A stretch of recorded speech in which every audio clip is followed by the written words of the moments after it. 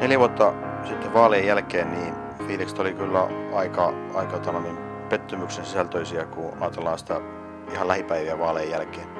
Ja tässä kotona kun oltiin, niin totta kai perhe joutui aika paljon koko ajan olemaan niin semmoinen venttiili, kun tultiin ja mentiin ja sitten kun se kampanja päättyi, niin totta kai sitten lapsekin reagoitti omalla tavallaansa ja Lenni, mun nuorimmainen silloin 8-vuotias poika, niin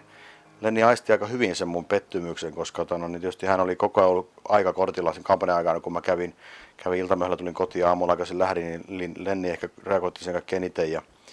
sitten muutaman päivän vaalien jälkeen, niin kun Lenni oli varmaan mietiskellystä pettymystä, että mikä iskällä on ja sitten vähän, että millä tavalla se voisi vähän niin silotella ja tasoitella, niin se tuo Verstalo oli rakentanut sitten tämmöisen käsityönsä niin tämä on pikajuna eduskuntaa ja tässä on hienosti, kun Lenni on silloin 4 vuotta sitten kirjoittanut, että matka kestää 4 vuotta ja tällähän lohdutti sitten mua, että iskä, että 4 vuoden päästä tulee uudet vaalit, että sinne mennään sitten täysillä ja nyt tehdään sitä työtä, että nyt sitten tänä keväänä niin tämä juna vie mut eduskuntaan, että tämä on vahva tuki mulle tämä käsityö ja tämä viesti, mikä tästä perheen sisältä mulle tuli silloin 4 vuotta sitten.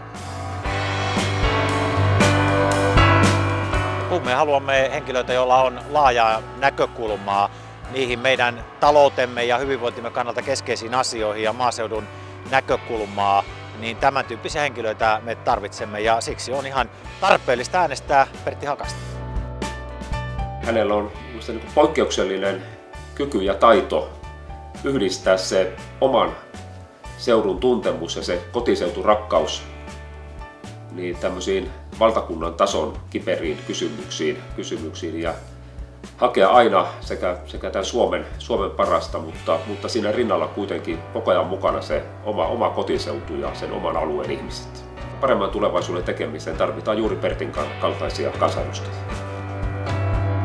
Pertillä on asiaosaamista, tuntemusta niin erityisesti maaseutupaikkakunnille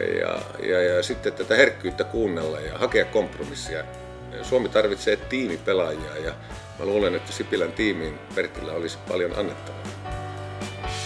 Pertillä on sellaista heinäntekojärkeä. He ymmärtää syy- ja seuraussuhteita ja semmoisesta tulee hyvä päätöksentekijä.